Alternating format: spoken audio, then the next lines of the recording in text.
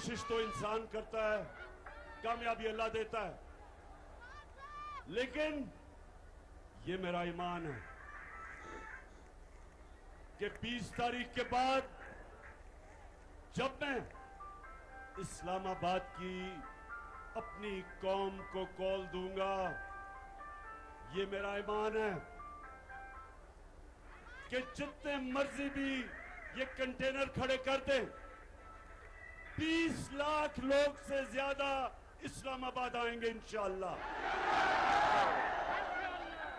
एबटाबाद जरा फिर से, क्योंकि ये सारे डर डर के इस जलसे को देख रहे होंगे,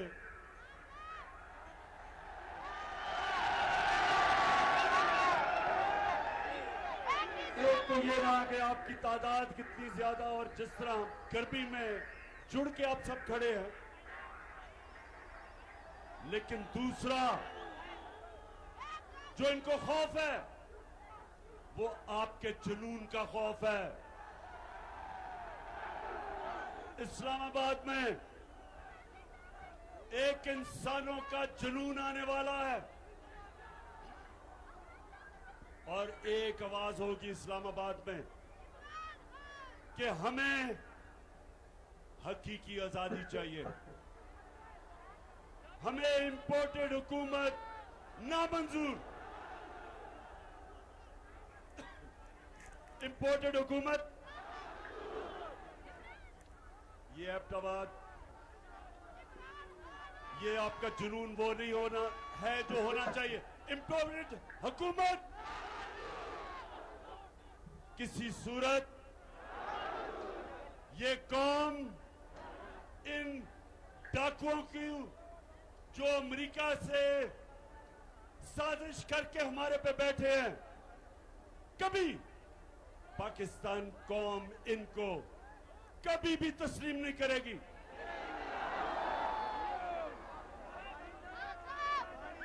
एबटाबाद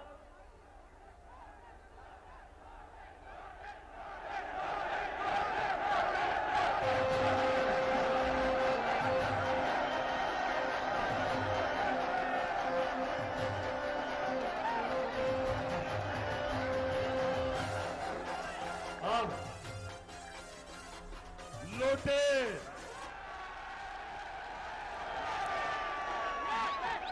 जहां तक मेरी गिनती है, पख्तूनख्वा में से तो सिर्फ एक लोटा निकला है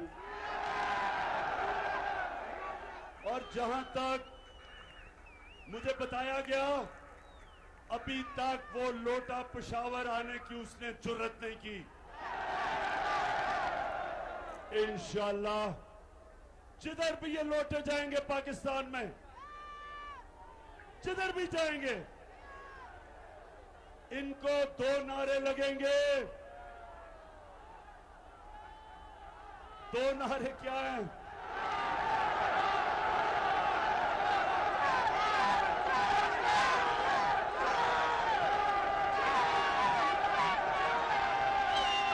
एक लोगों को नारा लगेगा ज़मीर फरोश चोर और दूसरा नारा लगेगा गद्दार। जिधर भी ये जाएंगे, इनको पता नहीं कि ये 2022 का पाकिस्तान, इसमें हमारे नौजवानों में शऊर है, कौम बेदार है। बड़े तो छोड़ो, स्कूल के बच्चों को भी पता है कि लोटा क्या होता है। इन्होंने एक अमरीकी साजिश का हिस्सा बनके, अमरीकी साजिश का हिस्सा बनके एक 22 करोड़ पाकिस्तानियों की मुंतखब हुकूमत को साजिश के तहत हटाया और इनके साथ शामिल थे यहां के मीर जाफर और मीर सादिक। नौजवानों, ये कौन थे मीर जाफर और मीर सादिक? जिनको नहीं पता, मैं फिर से बता दूं, मीर जाफर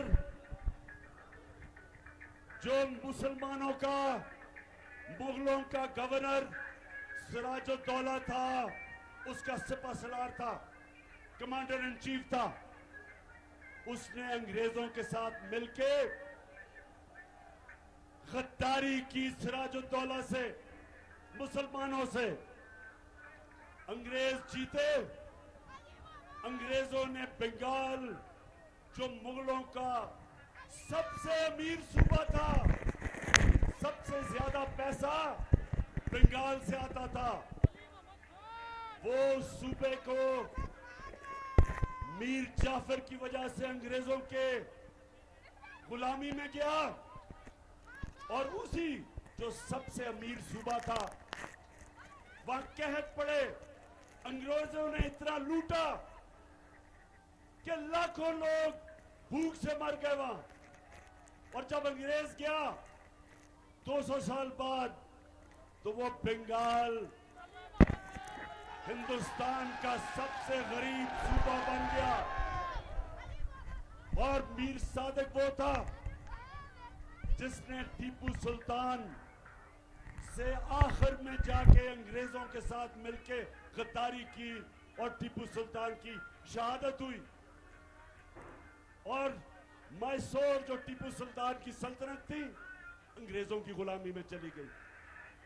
ये गद्दारों ने आज ये किया पाकिस्तान से कि पाकिस्तान का प्राइम मिनिस्टर जो किसी से बुरे ताल्लुकात नहीं चाहता, जो किसी के मुल्क के खिलाफ नहीं है, सबसे दोस्ती चाहता है, लेकिन जो चाहता था कि हमारी फॉरेन पॉलिसी हमारे लोगों के मफादात की तहफ़्फ़ुज़ करे, हिफाजत करे, हम अपने लोगों को किसी मुल्क के लिए कुर्बान ना करें।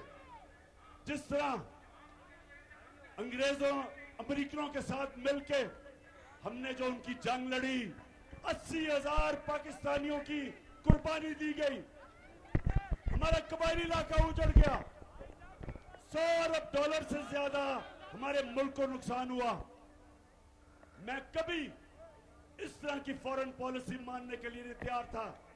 मैं कभी अमेरिकनों को पाकिस्तान में बेसिस देने के लिए तैयार नहीं था। मैं कभी अमेरिका की जंग में शामिल होने के लिए तैयार नहीं था। मैं रूस से, अगर मैं रूस गया तो मैं चाहता था, और हमारी बात चल रही थी रूस से, कि 30% कम कीमत पे रूस हमें तेल दे, ताकि मैं अपने लोगों के लिए पेट्रोल और फजल रहमान को सस्ता करूं।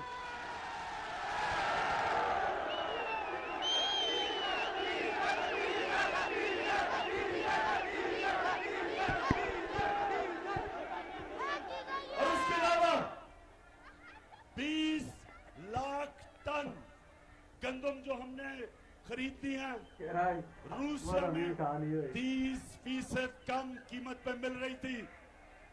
तो मेरा मकसद तो मेरी कौम है।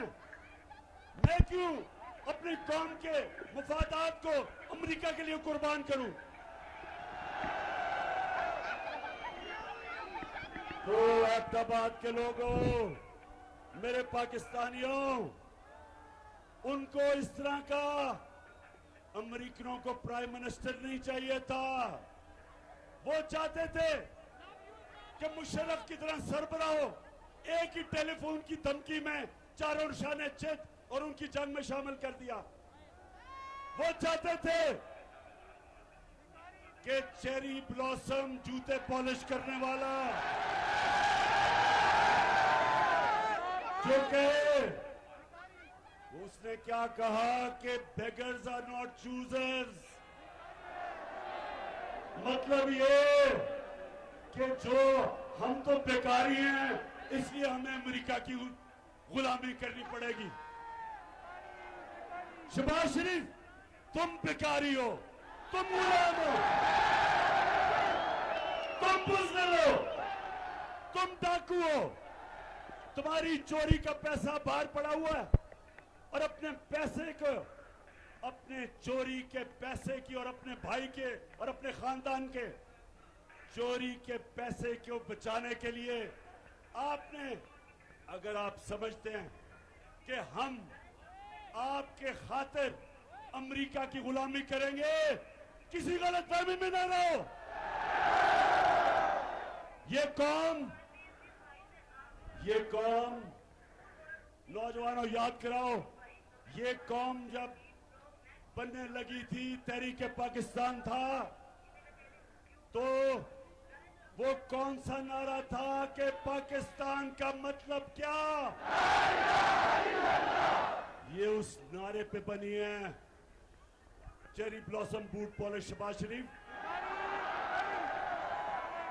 ये अल्लाह के सामने दावा कर बैठी है, जब वो कलमा पढ़ती है एक मुसलमान कौम, तो वो अल्लाह के सामने गवाही देती है कि अल्लाह तेरे सामने हम किसी के सामने नहीं झुकेंगे, क्योंकि वो शिर्क है, वो गुनाह है। हम अपने अल्लाह, हम सिर्फ अल्लाह की इबादत करते हैं और उससे मदद मांगते हैं। हम ना किसी सुपर पावर को मानते हैं। हमारा जो लीडर दुनिया की तारीख का सबसे अजीम लीडर ना आया है, उससे पहले ना आ सकता है, हमारे नबी सल्लल्लाहु अलैहि वसल्लम। हम तो उनकी उम्मत हैं, हम तो उनकी उम्मत हैं। और उन्होंने ये कहा था कि इस्लाम मुसलमानों को गैरत देता है, ला इलाहा इल्लल्लाह इंसान को गैरत देता है। हम किसी के जूते पॉलिश करने वाले नहीं हैं। और इंशाअल्लाह इस्लामाबाद में 20 के बाद जब मैं कॉल दूंगा, तो सारी कौम इस्लामाबाद पहुंच के एक पैगाम देगी, एक ही पैगाम देगी, एक ही पैगाम देगी कि इंपोर्टेड हुकूमत नामंजूर।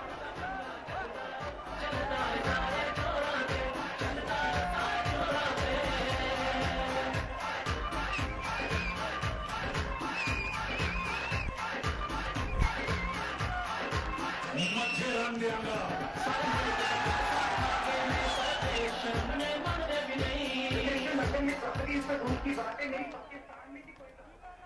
हाँ, कहती मोहतरमा फरमाती है कि लंदन तो छोड़ो, पाकिस्तान में भी कोई प्रॉपर्टी नहीं है।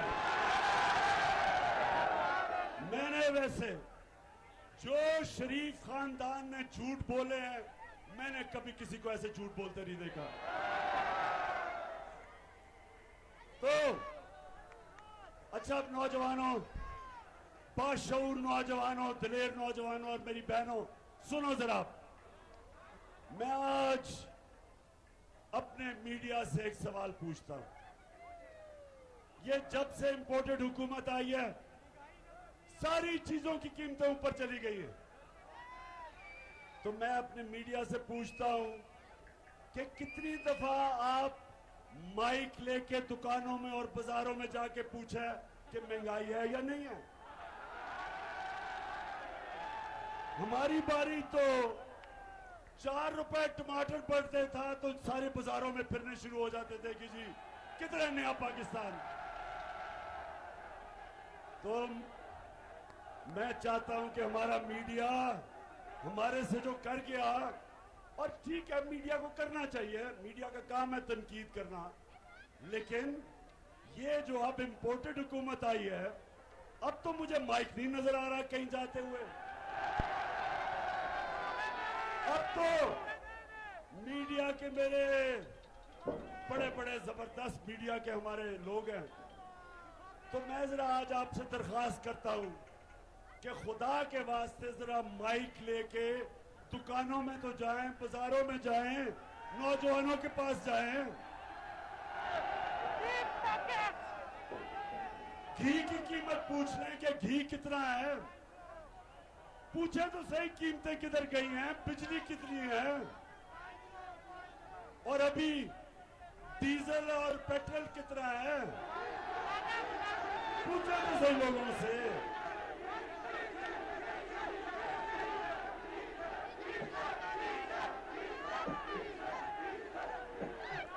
नौजवानों सुने जरा, जब ये जरा सुने, ईरान में मैं जरा आपकी तरबियत भी करता जाऊं, तारीख का भी बताता जाऊं, ताकि आप में और शऊर आए। सोशल मीडिया ने वैसे ही आप में शऊर पैदा कर दिया। देखिए ईरान में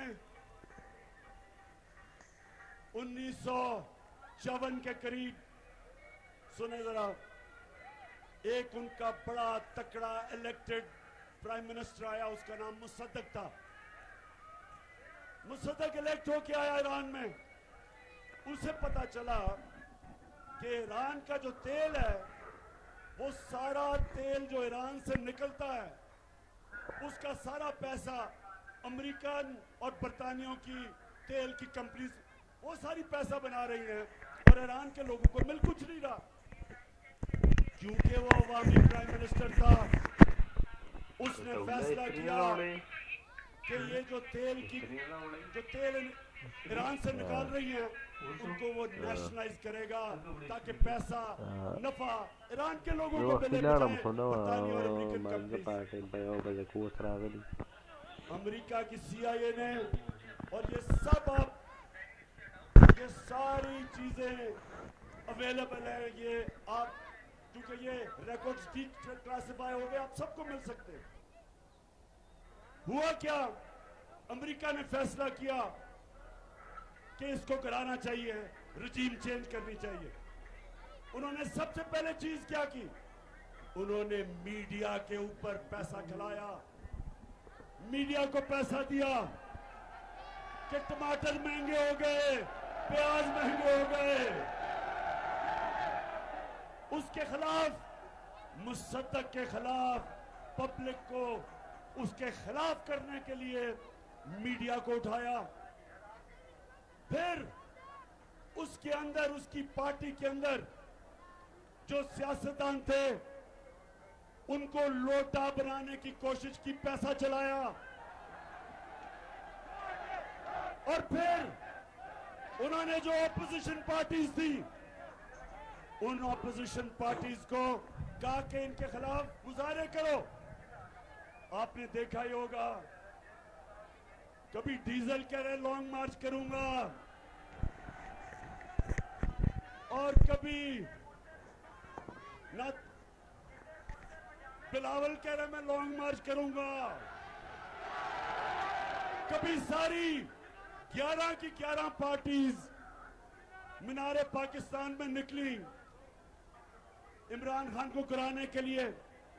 ये ईरान में भी यही हुआ, और आखिर में फिर साजिश के बाद मुदाखलत हुई और प्राइम मिनिस्टर मुसद्दक को हटाया गया। यही पाकिस्तान में जो मीडिया के ऊपर पैसा चला है, किन किन के ऊपर पैसा चला है, आपको सबको पता चल जाना चाहिए कि वो आज टमाटर और प्याज की बातें नहीं कर रहे। वो आज बिजली की कीमत जो बढ़ी है, बातें नहीं कर रहे। वो आज ये नहीं बता रहे कि ये जनाब एक आदमी जिसको इन्होंने प्राइम मिनिस्टर बनाया है और जिसके बेटे को चीफ मिनिस्टर बनाया है, ये कोई बात नहीं कर रहा कि इनके ऊपर फैमिली पे 40 अरब रुपए के करप्शन के केस हैं। 16 अरब FIA के अंदर इनके नौकरों के नाम पे पैसे पकड़े हैं, जिसमें आपने सुना होगा मकसूद चपरासी का, जिसको बाहर भिजवा दिया। 375 करोड़ रुपए एक चपरासी के अकाउंट से निकले हैं। ये FIA का केस है। और आते साथ ही चेरी ब्लॉसम बूट पॉलिश ने FIA का वो सारे लोग जिन्होंने तफ्तीश की थी, उनको निकाला इसने, उनसे इंतकाम कि कैसे तुम्हारी जरूरत है कि मेरे खिलाफ तुमने तफ्तीश की। कहीं नौजवानों, दुनिया में कहीं ये नहीं होता।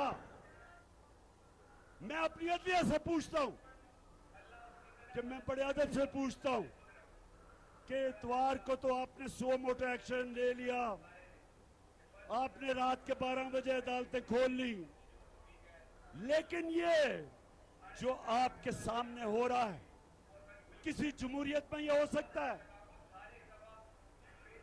कि एफआईए में 16 अरब रुपए के केसेस, डाका 1600 करोड़ रुपए का ये बापर शहबाज शरीफ और उसके बेटों पे, और आप इसमें कुछ नहीं कर रहे। मुल्क का 1600 करोड़ रुपया चोरी हो और ऊपर वो बैठा दें, बिल्ले को बैठा दें दूध की हिफाजत करने के लिए। कौन सी जमहूरियत में ये होता है? और मैं आज नौजवानों ये सुन लें, मेरे नबी सल्लल्लाहु अलैहि वसल्लम ने आज से 1500 साल पहले तकरीबन कहा कि कौम तबाह कब होती है? जब छोटे चोरों को आप जेलों में डालते हैं और बड़े डाकुओं को आपका इंसाफ का निजाम नहीं पकड़ सकता, वो कौम तबाह हो जाती है।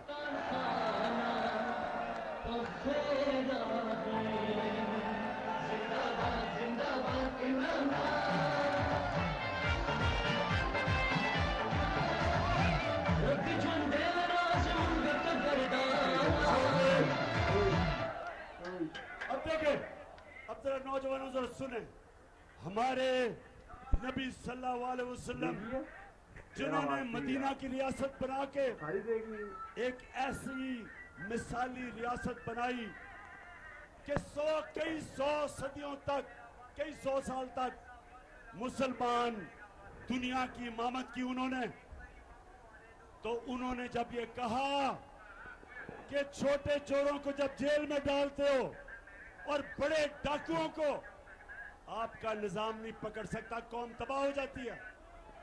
छोटे चोर साइकिल चोरी करेगा, भैंस चोरी करेगा, मोटरसाइकिल चोरी करेगा, हाँ मुल्क में तो मुश्किल पड़ेगी, लेकिन कौम नहीं तबाह होगी।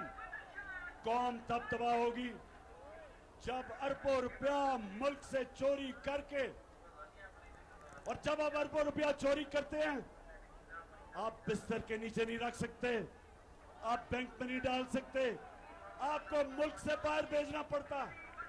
और जब आप मुल्क से पैसा बाहर भेजते हैं, डॉलर लेते हैं, जब डॉलर खरीद के मुल्क से पैसा बाहर भेजते हैं, डॉलर की कमी होती है। जब डॉलर कम होता है तो रुपया गिर जाता है, डॉलर ऊपर चला जाता है, रुपया नीचे। जब रुपया गिरता है, और जैसे ये आया रुपया गिरना शुरू हो गया, जब रुपया गिरता है नौजवानों, तो महंगाई होती है, सब चीज महंगी हो जाती है, गुर्बत होती है, मुल्क तबाही की तरफ चला जाता है। आज एक एक दुनिया में मुल्क जो गरीब है, उन सारे मुल्कों पे एक चीज है, उनके पैसे वाले लोग पैसा चोरी करके मुल्क से बाहर लेके जाते हैं और उनका इंसाफ का निजाम उनको नहीं पकड़ सकता।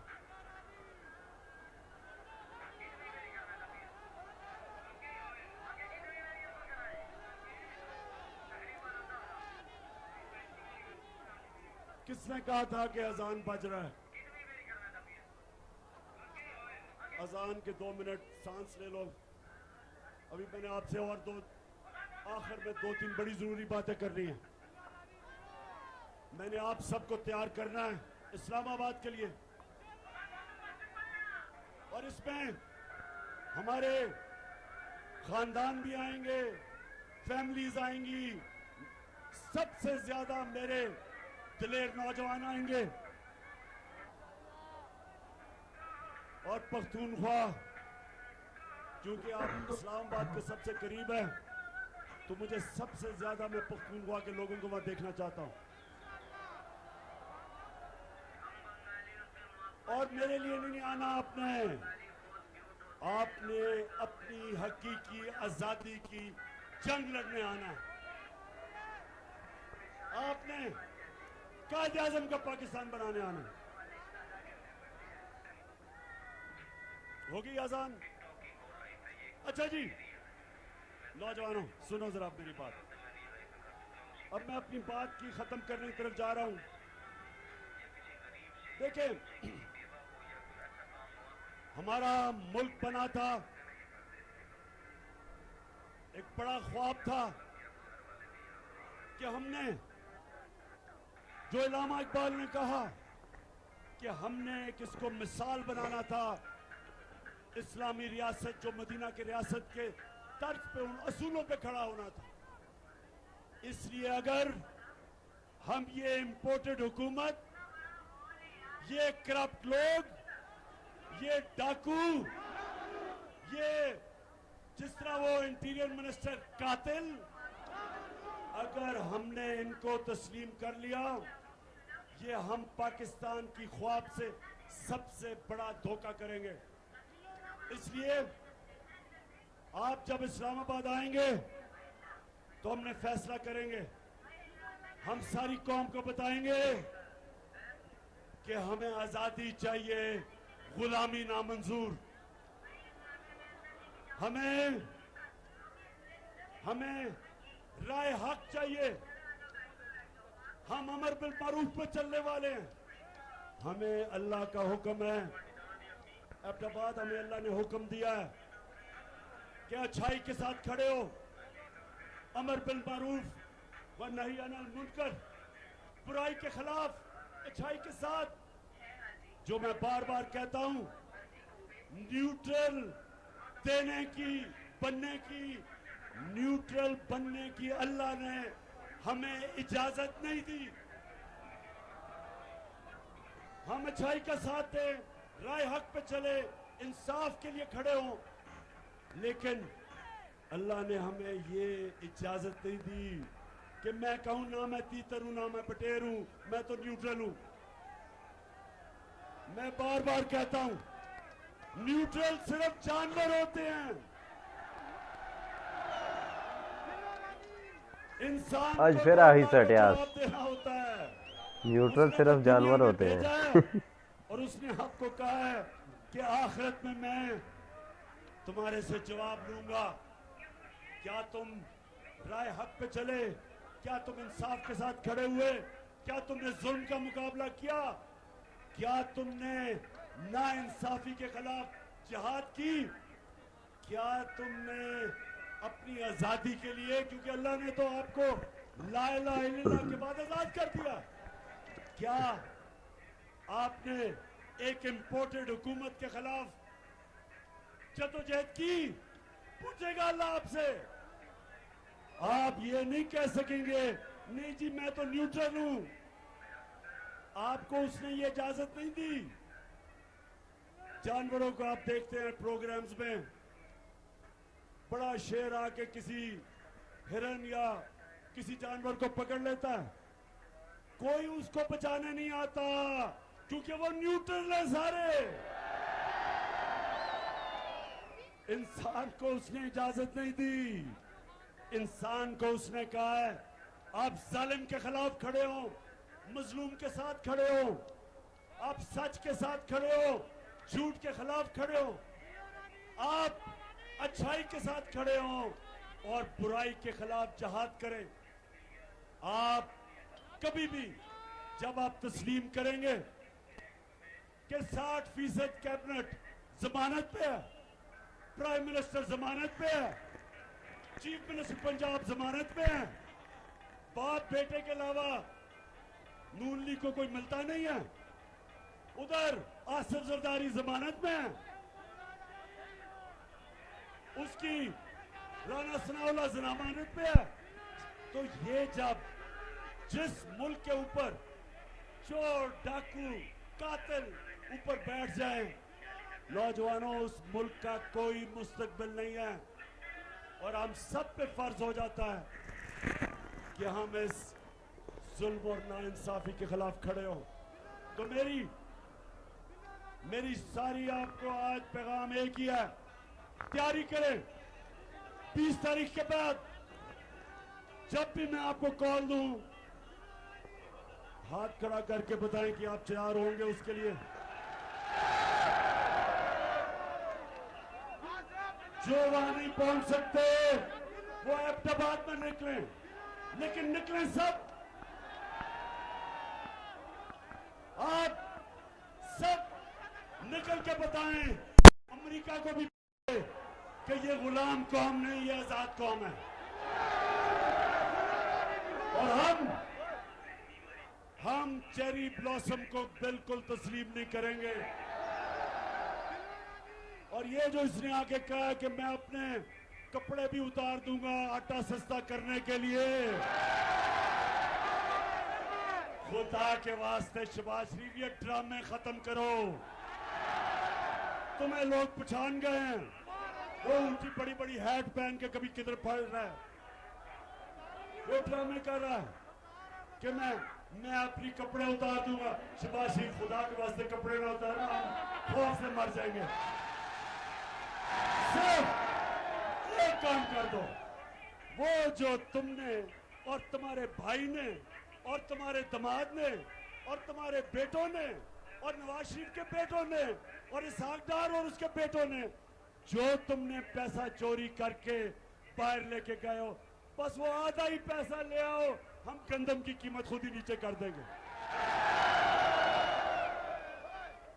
ड्रामों का टाइम चला गया शहबाज। ये सोशल मीडिया का जमाना है। हर रोज या तुम्हारा झूठ पकड़ा जाता है, या वो मरियम का झूठ पकड़ा जाता है। जलसा किया अभी पिछले दिनों में किधर पिंडी गेप में 4 बजे जलसा था, कोई लोग ही ना निकले, लोग ही ना निकले। फिर बड़ी दूर दूर से लोगों को लाके अंधेरे में जलसा करके और झूठ का पुलंदा कि मेरी पाकिस्तान तो इंग्लैंड तो छोड़ो, पाकिस्तान में भी कोई प्रॉपर्टी नहीं है।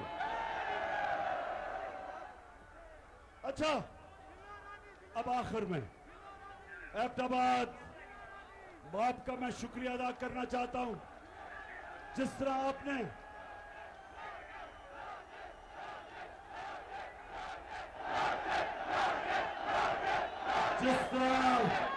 आपने हमें इलेक्शन जताई, शिकस्त दी, कहते थे कि नून लीग का गढ़ है।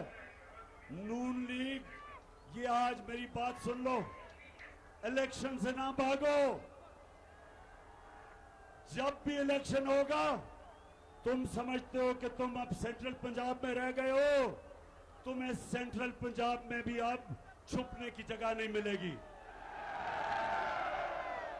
क्योंकि इस पंजाब के, पाकिस्तान के लोग गैरतमंद लोग हैं। हमारे लोग गैरतमंद हैं। हम बूट पॉलिशरों को साथ नहीं चलते, हम अमेरिका के गुलामों के साथ नहीं चलते, हम डाकुओं के साथ नहीं चलते। ये कौम अब तैयार है। 75 साल के बाद मेरी कौम तैयार है उस पाकिस्तान की तरफ जाने के लिए जो हमें कायदे आज़म, जिस पाकिस्तान के लिए उन्होंने अपनी जान कुर्बान की, उस पाकिस्तान के लिए हम तैयार हैं। और इंशाअल्लाह जब हम इस्लामाबाद पहुंचेंगे, जब इस्लामाबाद में 20 लाख लोग पहुंचेंगे, तो वो पाकिस्तान हम सबको नजर आना शुरू हो जाएगा। पाकिस्तान जिंदाबाद।